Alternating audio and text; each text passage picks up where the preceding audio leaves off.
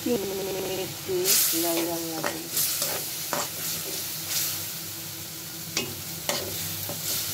আমার চিংড়ি মাছগুলো কষানো হয়ে গেছে, এখন আমি লাউ দিয়ে দিই।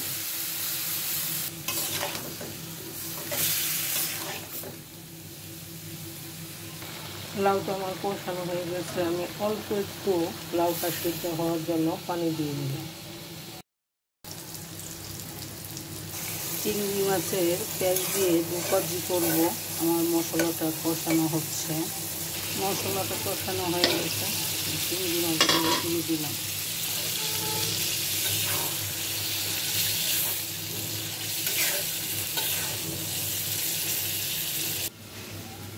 লাউ দিয়েও চিংড়ি মাছ রান্না করছি, এটাও আমার হয়ে গেছে। কাঁচামরিচ দিয়ে দিলাম। আমার চিংড়িগুলো কষানো হয়ে গেছে, এরপরে আমার চিকেন দিয়ে দিব।